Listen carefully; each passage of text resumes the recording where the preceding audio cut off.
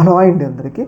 AP రాష్ట్ర వ్యాప్తంగా నిన్నటి నుంచి కూడా ఒక వీడియో చాలా పెద్ద స్థాయిలో వైరల్ అవుతూ ఉంది. ఆ వీడియో ఏంటి అంటే, తెనాలి పోలీసులు ఒక ముగ్గురు యువకుల్ని నడి రోడ్డు మీద కూర్చోబెట్టి వాళ్ళ కాళ్ళ మీద తీవ్ర స్థాయిలో కొట్టడమే జరిగింది. అంటే ఒక పెద్ద కర్రతో వాళ్ళ కాళ్ళ మీద దాదాపు 10 దెబ్బలైతే కొట్టడం జరిగింది.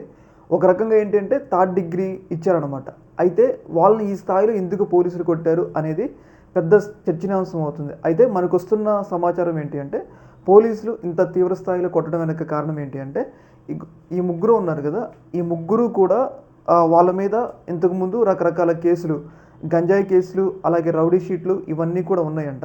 అయితే ఈ సందర్భంలో ఒక కానిస్టేబుల్ వాళ్ళ దగ్గరికి వెళ్తున్నప్పుడు కానిస్టేబుల్ని కత్తితో బెదిరించారు అని చెప్పేసి పోలీసులకు సమాచారం వచ్చింది. అయితే వెంటనే పోలీసులు వాళ్ళని అదుపులో తీసుకొని ఇన్స్టాంట్ న్యాయం కింద వాళ్ళ మీద ఒక రకమైన థర్డ్ డిగ్రీ లాంటి ప్రయోగం అయితే చేయడం జరిగింది. అయితే దీని మీద రకరకాల భిన్నాభిప్రాయాలు వ్యక్తమవుతున్నాయి అన్నమాట. ముఖ్యంగా ఏంటంటే, పోలీసులు ఒకవేళ వాళ్ళని కస్టడీలోకి తీసుకొని వాళ్ళ మీద కేసులు పెట్టి జైల్లోకి వేయాలే కానీ, ఇలా నడి రోడ్డు మీద పౌర హక్కులకి భంగం కలిగించేలాగా, అలాగే రాజ్యాంగం కల్పించిన హక్కుల్ని తీవ్ర స్థాయిలో భంగపరిచేలాగా ఈ స్థాయిలో పోలీసులు చట్టాన్ని తమ చేతుల్లోకి తీసుకోవడం ఏంటి అన్న ఒక అభిప్రాయం అయితే వ్యక్తమవుతుంది. అంటే దీని మీద ఒకటి వర్గమే ఏంటంటే, అలాంటి వాళ్ళని కొట్టాలి, ఇలా కొడితేనే ఇంకోసారి ఇలాంటి పనులు చేయడానికి భయపడతారన్న ఒక వాదన వాళ్ళని పోలీసులను సమర్థిస్తున్నారు.